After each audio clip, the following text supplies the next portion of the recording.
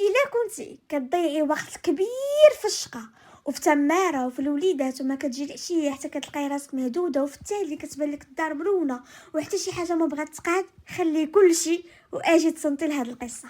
اليوم البنات جبت لكم واحد لمولاتي القصه من القصص اللي كتحماقوا عليهم، قصه ديال النقاو التاويل ديال العيالات الفحلات اللي كيعرفوا كيفاش ينظموا وقتهم وكيفاش من القليل يديروا الكثير. انا عارفه ان هاد النوع بالضبط كتسطاو عليهم، هذاك الشيء علاش فيما كتجي شي قصه فهاد الشيء كنسبقها هي الاولى. وقصتنا اليوم متميزه، ما غنزيدش نطول عليكم وندخلوا مباشره في القصه ديالنا.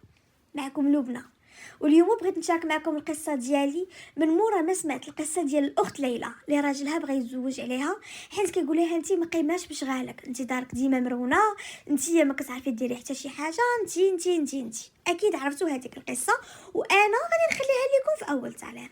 من مورا ما سمعت هذيك القصه كتبت لها بزاف ديال التعاليق، ولكن حسيت بقلبي ما بردش، بغيت نعاود خسي باش تستافد هي ويستافدوا في البنات كاملين، حيت ما نكذبش عليكم حتى انا في واحد الوقت كنت بحالها، واليوم الحمد لله تغير كل شيء بامور بسيطه اللي غنشاركها معكم.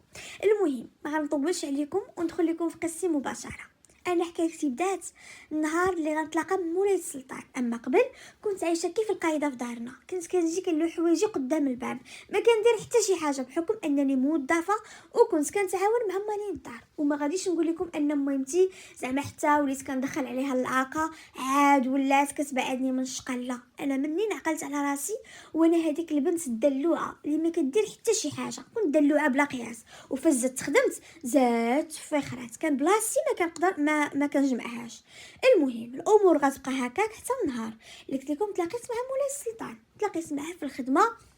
العلاقه في الاول كانت مجرد زماله حتى النهار السيد غادي يفتحني في الزواج. المهم تما صافي الامور تيسرات، السيد جا للدار، ماما بدات كتولول وكتقول لي بنتي اجي تعلمي، ما كتعرفي ديري كسكسو، ما كتعرفي ديري شهيوات، ما كتجمعي دار، ما كديري حتى شي حاجه، اشنو غديري في هذا الزواج؟ قلت لها ماما داكشي ساهل، على مالو داكشي يغلبني، وانايا القرايه وقريتها والخدمه وخدمتها والشكوكوت ديال المرخه غتجيني صعيبه. المهم سيما كي كتكبري الموضوع بزاف كانت ودنيا مسدوده، وبالنسبه ليا كنقول غنتعاون انا والراجل وناكلوا في الزنقه، وموهمه راسي ان الشقه ديال الدار ساهل، وان ماشي ضروري خصها تكون عندك خبره ولا كتفهمي ولا، ما كانش نهائيا هادشي ندخلها لراسي وما كنتش كنامن به.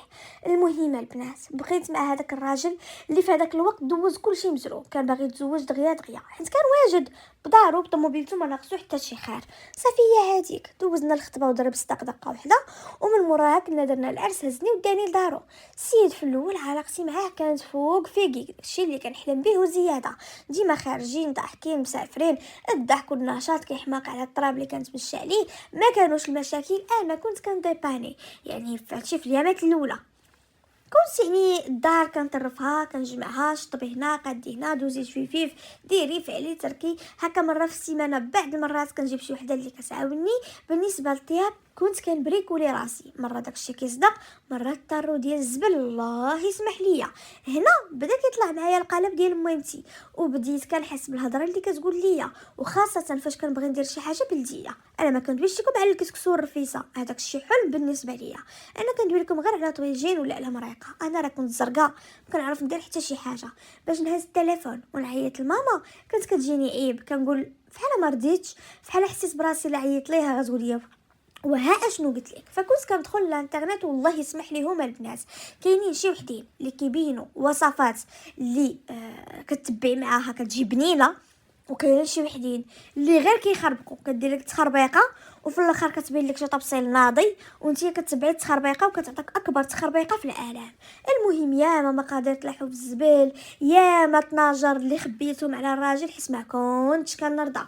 وفي هذاك الوقت بديت كنحس براسي انني فاشله، ما كنعرف ندير حتى شي حاجه، وهذاك الطياب اللي استصغرته بدا كيجيني قاصح بزاف. وحتى الشقه ديال الدار بديت كنترون، وراجلي كان واحد الراجل اللي معكاز بزاف، غير هي نقطه انا راجلي من النوع اللي مثلا ما يحكرش عليك بزاف في الشقه، ما يبغيش الدار مرونه وخامجه، ولكن في نفس الوقت ماشي غيقول لك احقا نتزوج عليك. انا اصلا ما نقبلش بها وكتجيني بالنسبه لي حقره.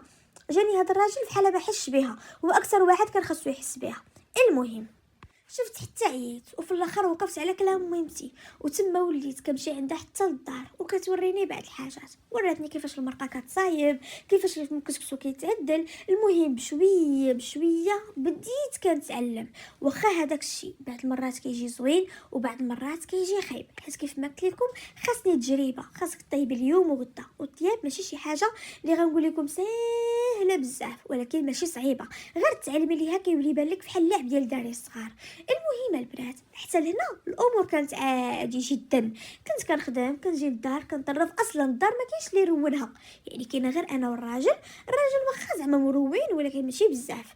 فما زعما مثلا الصالون، شي بلايص اللي ما كنقيسوهمش كيبقاو مجموعين، ما كنطرفوا ما والو. حدي حدا داك بيت النعاس، حدي حدا دوك الحويجات، الصابون، داكشي قليل، داكشي قليل وداكشي زعما زوين والامور كامله ميسره.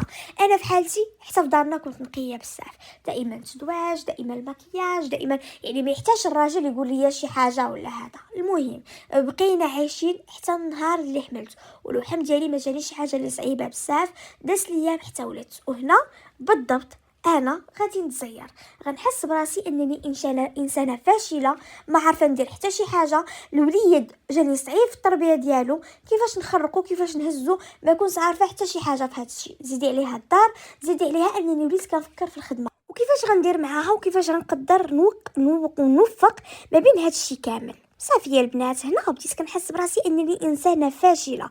وكيف ما قالت صاحبه القصه ليلى، الوقت كنحس به هو اللي سابقني وهو اللي متحكم فيا، ماشي انا اللي متحكمه فيه. الحاجه اللي كنت كندير في ساعه وليت كنديرها في 4 ديال السوايع ما بين الوليد.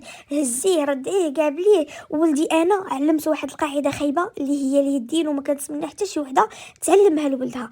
هزي شويه ولكن ما تعلميش اليدين، حيت فاش كتعلمي اليدين كيف كيفيق واخا واكل لابس مقاد كيبغيك تهزيه.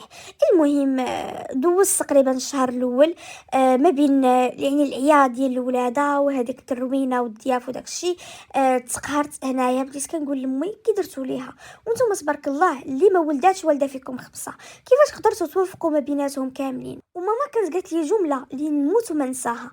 قالت لي يا بنتي، الوقت لا تحل عينك في الصباح وتلقاي ولدك باقي ناعس نوضي طيري، ما تهزي لا التليفون، ما تشعلي التلفازه، جمعي الدار وقادي غداتك اللي ديرتيها راه مزيان. قالت لي شي الا درتي هذا الشيء نهارك كيدوز مخير مقعد.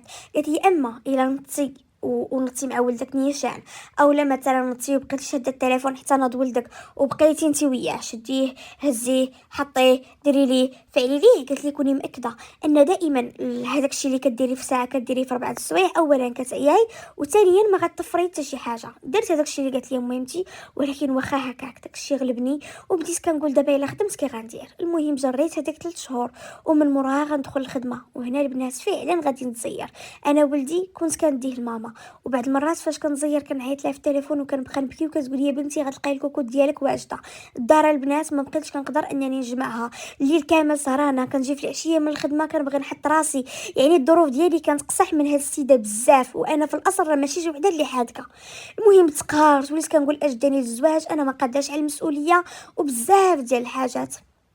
صافي هذيك دوزت تقريبا 1 شهرين من مورا ما رجعت للخدمه، وتما فكرت انني نجيب شي وحده اللي تعاونني في الدار. وهذا كان اكفس قرار غناخدو انا في حياتي. حيت ما نكذبش عليكم البنات، شفت العجب العجاب، ماشي كنجمع كلشي، بالحق كنهضر على تجربتي الخاصه واللي غنعاود لكم عليها شويه. حيت باش تجيبي مساعده لقلب دارك ماشي شي حاجه اللي سهله كيف ما كيتخيل لكم راسكم. الا كنتي نتيا جالسه في الدار مزيان، حيت كتراقبيها كتشوفيها بالضبط اشنو كدير. بالحق فاش كتكوني خدامه وكتخلي ليها ولدك وكتخلي ليها الدار، عرفتي قلبك كيبقى معلق، ما كتبقايش عارفه راسك من رجليك، من غير انك كتخافي على راجلك منها كتولي خايفه حتى على ولدك. كتقولي عندك دير لي شي مصيبه كحله، كيفاش كطيب، كيفاش كتقاد، كيفاش كتصيب، بزاف ديال الحاجات. وخير دليل على هاد الهضره اللي كنقول لكم هي القصه اللي دازت البارح في القناه، وحتى هي غنخليها لكم في اول تعليق. قصه اللي كتبورش اللحم، زعما داكشي راه بزاف بزاف البنات. المهم ما بين هذوك البنات اللي جبتهم باش يعاونوني في الدار، كاين اللي معكازه، كاين اللي مثلا كتخرجي انت كتبقى شاعله التلفازه حتى كتقربي تجي عاد كتبقى تجمع، كاين اللي تجمع من هنا وتخبي لك هنا في القناه مسخين، كاين اللي جيت لقيت ولدي طيب بليك واش ما نبدلاش ليه، وحده لقيتها قارصه ليا الولد مليعاه من غير هذيك اللي كتجي كتولي مقاده اكثر منك، مضاربه معاك في التدواش، كتبغي تدوشي كتدخل حتى هي تدوش. المهم بزاف ديال الحاجات، زائد هذوك القصص اللي كنا كنسمعوا، هذه طيرات لهذا الراجل، هذه نمشي ما تيقاش في راسي، ولكن راه تحطي راجل ومراه راه بيناتهم الشيطان، راه اكيد غادي يكون. المهم بزاف ديال الامور، واللي جاب لي التمام هي في الوقت اللي جاو عندي بزاف ديال البنات، واللي حتى شي وحده فيهم ما صدقات لي اسباب، كيف ما قلت لكم كل وحده والسبب ديالها، وهذاك الشيء اللي سمعهم لا العجب العجاب، راه شيء فن، شي تاع حراميات. انا يمكن ما تلاقيتش مع بنت الناس، المهم شفت تاع حراميات بالاشكال وبالانواع، ما غادوش بزاف حتى غنلقى راسي حامله المره الثانيه. بكيت البنات وجدبت وعيت، واللي غتقول لي واش ما دايراش احتياطات، كندير الاحتياطات ديالي، غير انا في واحد الليله كانت كرشي مطلوقه بزاف، ويمكن هذيك الفانيده كيف شربتها كيف نزلات. المهم ما علينا، حملت، وهاد الحمله كانت جاتني مغايره على الحمله الاولى، كنت مرضت فيها بزاف، جاني الوحم صعيب، ماما كانت قالت لي يمكن عندك بنيته حيت الوحم مختلف. صافي هي هذيك، هنا كنت كل مره كنجيب وحده كتعاوني، هذه كتمشي، هذه كتجي، هذه كتبات، هذه كتدوز معك النهار وكتمشي. ولكن الصراحه هادو كامل اللي كانوا كيجيو كانوا مشروكين في حاجه واحده، وهي الثمن كان مناسب، الثمن اللي كنعرفوا كاملين ما بين 1500 حتى ل 2000 درهم، 2500، هذا هو الثمن، يعني على حسب الجوده ديال الخدمات اللي كتعطيك هذيك السيده. والسيده كطيب كدير كل شيء، ولا مثلا غير كتشقى الشقه ديال الدار، الطياب عندها ناقه شويه، صغيره كبيره، بزاف ديال الامور هما اللي كيتحكموا في الثمن. ولكن كيف ما قلت لكم هادشي اللي كيطرا بعض المرات كتلقى شي وحده ب 1300، 1400، 1500، يعني هذا هو الثمن. وطبعا راه السيده كتاكل معاك، شاربه معاك، يعني عادي بحالها بحال الناس كاملين. صافي هذيك بخيله جارين وولدت، مورا الولاده اش غنقول لكم، صافي انا تزير صراحه كاينه الخدامه، وكنحس براسي ما مسالياش. دوزنا واحد الفتره، تقريبا اش غنقول لكم شي، المهم تقريبا واحد العام ونص، عامين. انا مشيت عاوتاني للخدامه، ما بقيتش لقيت خدامه. الناس كاملين اللي كنعرف، اللي كنسولو كيقول لي واخا دابا نشوف دابا نشوف دابا نشوف دابا نشوف. المهم ما بقيت لقيت حتى شي وحده اللي تعاوني في الدار. في هذا الوقت قلت اجي ندخل الانترنت، نحط المشكل ديالي ونقول لهم بغيت خدامه ونحط ثمن، وهذيك الساعه نشوف. دخلت الانترنت وهنا كنتصدم صدمه حياتي، وشفت شي حوايج اللي ضروني في خاطري بزاف. كنقول ما يمكنش هاد الناس كيفاش كيفكروا. المهم دخلت قلت لهم انا عندي 2 وليدات، واحد عنده قده وقده، وعندي بنيته رضيعه، يعني وكاينه انا والراجل في الدار. بغيت شي وحده اللي تجمع ليا داري وطيب ليا الشقه اللي كدير اي مرة في دارها، ماشي باغا تخمال وهزي هادي وحطي هادي وقادي وصايبي. قلت لهم في حدود 1500 درهم في الشهر. ايوا هما ينوضوا لي العميقات وداو لي انت باغا تاكلي سيده في رزقها، انت يا اويلي غتخدم عندك الشهر كامل بهذا الثمن، واش انت ما عارفاش الغلا اللي كاين؟ وهادشي اللي كنعاود لكم راه ماشي دابا، راه شحال هادي، راه دابا واخا تقول لهم 3000 درهم غيبداو يدوي معاك العميقات، راه شحال هادي هاد الهضره. بداو عليا لا وانت كتاكلي عباد الله في رزقهم، وانت هادي وانت هادي وانت هادي، من غير شي وحدين اللي قالوا لي اختي واش من نيتك باغا تقلبي على وحده دخليها القلب دارك من الانترنت، ما عرفتيها شفاره، ما عرفتيها هاربه، ما عرفتي دير لك شي مشكل. قالوا لي زعما هادي راه ما كدارش، بغيتي شي وحده اللي تعاونك في الدار سيري قلبي عليها. المهم الاكثريه لحقا انت غتاكلي السيده في رزقها. وحده كانت قالت لي ديك الساعه لا اختي خاصك تعطيها على الاقل واحد 60,000 ريال وتبوسي ليها راسها من الفوق. انا فاش قالت لي جلطاتني، وانا صيفط لها ميساج في الخاص وقلت لها دخلت عليك غير بالله الا صيفط لها 60,000 ريال انا شنو غيبقى لي؟ قلت لها انا اختي راه خدامه ب 4500 درهم للشهر، يعني انا هادشي باش خدام واش نعطيها هي 60,000 ريال وقلت لها انا 30,000 ريال اش غندير بها؟ وانا نمشي انا نخدم في الديور حسن ليا. قلت لها واش اختي انت من نيتك واش كدوي؟ قلت لها راه دوزت الخدامات حتى عييتي، الا كنتي عمرك كنتي ما دوزتيهم وكتهضري انا راه دوزتهم، وانتم دابا كتوقفوا في كتوقفوا العباد الله في رزقهم. السيده ما جاوباتنيش، ضربت الطم وسكتات. بنادم غير كيهضر كتلقاي وحده مساليه قبها. المهم دوز مده ومن بعد عاوتاني حطيت بوست اخر وقلت لهم باغا خدامه ب 2000 درهم للشهر. نفس الهضره عاوتاني تعاودات، 2000 درهم انت كتاكلي السيده في رزقها، انت هادي. وقبل في البوست الاول كنت حطيت لهم 1500 قالوا لي وصلها لي غير 2000 درهم. وصلت ل 2000 درهم وبداو عاوتاني الهضره وداكشي. كنت عرفت ان الفيسبوك ما عنده باش ينفعني، وهذوك لي جروب الصراحه غير بنادم كيخربق وما يديهاش عليهم. خرجت عاوتاني للواقع، قلبت هنا قلبت هنا قلبت هنا. اش غنقول لكم، راه في هذه المده داز عليا العذاب الاليم. شتي الا بديت كنعاود لكم على الخدامات والله ما نسالي. وحده البنات واحد النهار انا كنت معروضه لواحد العرس وراجلي غادي يجي، المهم ماشي غنبات، يعني معروضه غنجي مع جويه 12 ل 11 جوج ديال الليل. المهم جالسه وصلت ل 11 عييت، حطوا العشاء بكري، هزيت راسي ومشيت في حالاتي. وصلت للدار كنلقى السيده لابسه واحد البيجامه ما نقولش لكم كيفاش دايره، مطراسيه ليها لاطي ديالها ومكحله ومقاده، والراجل سد عليه في بيت نعاس، والراجل ولا خايف منها ولا خايف منها. انا كيف دخلت شاف هذاك المنظر السيده تزيرات ما كانتش معوله عليا نجي في هذاك الوقت. هذيك الساعه مشات دخلت لبيت نعسات لغد لي مع الصباح. نط حلت عينيا قلت لها اختي جمعي حوايجك وسيري لداركم، ما بقى عندي ما ندير بك هنا. المهم داكشي قصاص البنات قصاص.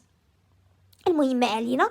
الوقت اللي صافي تزيرت حلت ما بقى ندخل الخدامه للدار، وقلت غنفيق بكري غنوض نجمع راسي غندير غنفعل غنترك، مهم بزاف ديال الحوايج. ولكن البنات تغلبت، كنت كنوض مع الصباح، كنوض بعض المرات مع الخمسة، بعض المرات مع السته، نجري نجري نجري نجري ونجمع ونقاد، نهز وليداتي نديهم اللي غندير ماما اللي غندير الحضانه، نمشي للخدمه، نجي في العشيه عاوتاني نجري جري جري جري جري. وكنت كنجي للدار نيشان نطيب الغدا نقاد نصيب، نهز راسي نمشي للحضانه نهز ولدي، عاد نمشي عند ماما نهز بنتي، عاد نرجع للدار. ولكن البنات حسيت بصحتي تهدات، حسيت براسي وليت دايره كيف ترومبيه.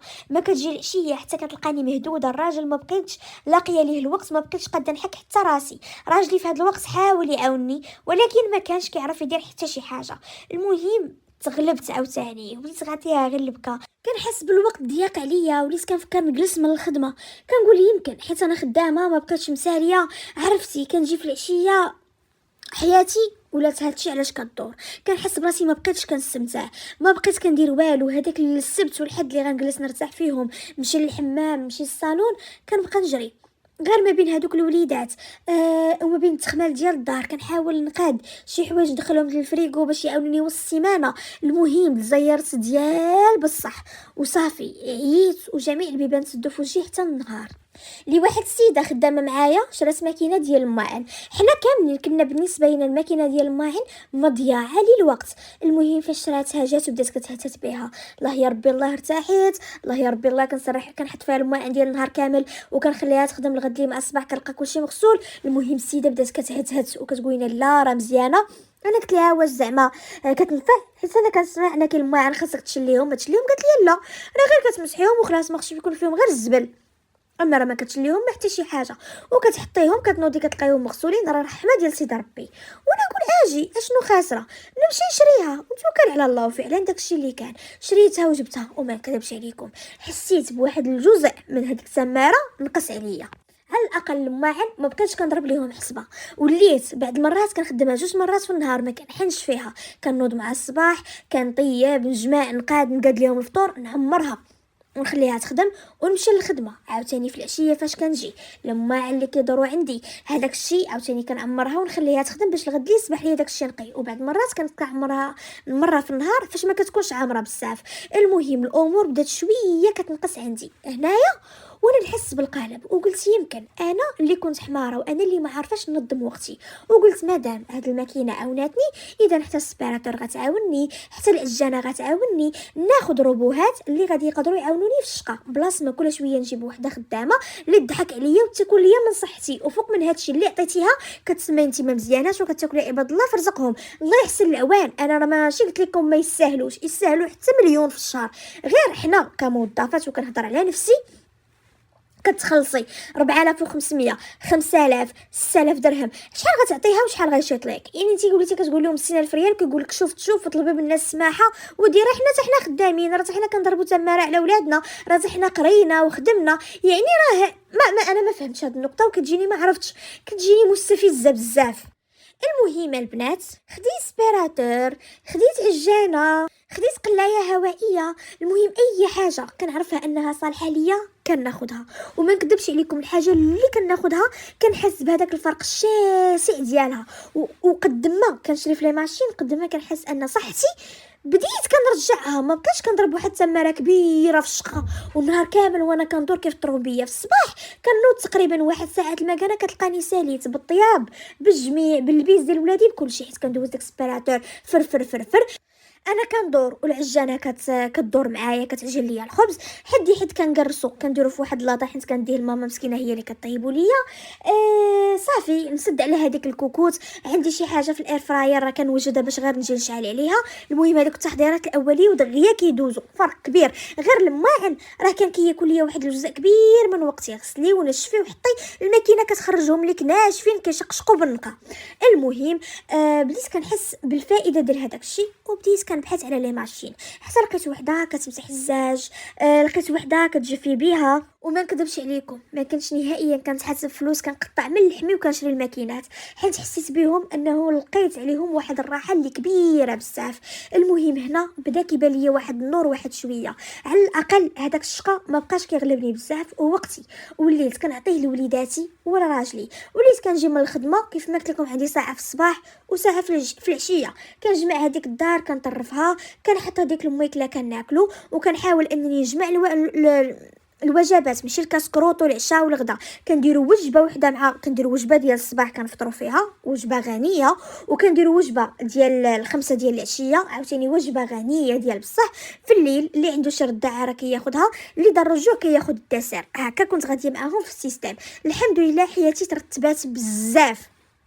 المهم بقينا جارين حتى النهار اللي غادي تخرج هذاك الغوبو اللي كيشطب الدار بلا ما تكوني نتيا. ما نكذبش عليكم البنات خديتو فاش يلاه بان بواحد الثمن اللي كان شويه طالع، ما ضربتش ليه الهم بالعكس فرحت بزاف حيت عرفت فلوسو حلال وغادي يعاونني بزاف. اللهم هو ولا واحد هادشي علم الله شنو غدير فيك ودير في الوليدات.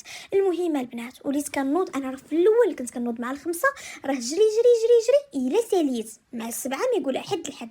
وليت البنات ما كنوض حتى 6:30 كيف كنحل عينيا كنمشي نيشان الحمام ندور بحالتي نيشان البنات الكوزينه كندير في العجانه هذيك العجينه الا كانت عندي العجينه حيت ما كنعجنش يوميا. بعض المرات كنعجن اليوم ويومين لا، بعض المرات نهار ايه ونهار لا، بعض المرات كنعجن مره في 3 ايام، بعض المرات البنات كناخذ هذاك الشيء من الزنقه وكنجيبو كنحطو في الفريغو على حسب الوقت. يعني ماشي غنقول لكم على حسب الوقت، ولكن اول حاجه كنديرها هي العجينه. الا كانت عندي العجينه في النهار هي اول حاجه كنديرها، كندوز العجينه كنسد على هذيك الكوكوت. الا كانت عندي شي لحيمه كنقليها باش نجي في العشيه غير اللوح الخضره.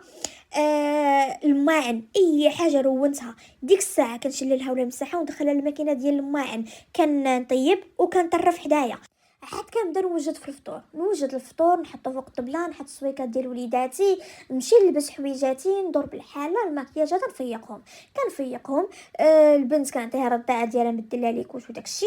الوليد كذلك مثال كندور به. الراجل حتى هو كينوض كنفطروا كنجمع دوك الماعن كنحطهم في الماكينه، كنمشي نيشان كنخدم هذاك الروبوت اللي غيبدا يشطب. عندي شي صابون كنخليه في الماكينه في الماكينه ديال الحوايج حتى هي كتخدم. المهم كنخلي الماكن كاملين خدامين في الدار وكنمشي للخدمه.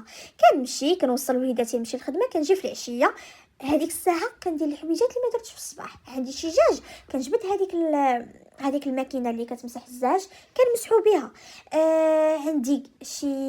عندي شي جفاف حاليا شريت واحد السبيراتور اللي كتجفف بالحق. قبل كنت كناخذ هذوك الجفافات اللي بسطل وكل مره فيما كيبان شي جفاف كناخذو، وكنت كنطحت على واحد اللي كان مزيان وبديت كنجفف به من موراها. هي فاش خديت واحد دابا سبيراتور اخر ما كاين وليت كنجفف بها الماكينه ديال الحوايج. كيف عرفت ان خرجوا ماكينه كتنشف الحوايج؟ مشيت ديك الساعه شريتها، كانت شويه غاليه صبرت فيها ماشي مشكل وخديتها. وليت البنات كنصبن فيها وكنشف في اغلبيه الاحيان قليل هكا اللي مثلا كنصبن عادي وكنشر كنجبدهم ناشفين منها كنطويهم وكندخلهم البلاكار. خديت تيرموميكس. المهم عمرني يعني فما كتكون شي ماكينه كناخذها وما عمرني ندمت على شي ماكينه، واي ماكينه كتلقى الفرق. واللي غادي تقول لي احق احنا ما عندناش الامكانيات، انا كنهضر على البنات اللي هكا كيكونوا موظفات ولا كاين مشكل. وبالنسبه للاخت ليلى على كيف ما سمعت ان راجلها راه عنده الفلوس وما منقص عليها حتى شي حاجه وليت لباسها كتسكيطيها يشريها ليها. فكنظن الا طلبات منه انه يشري ليها هذا الماكل ما غيقولش ليها لا.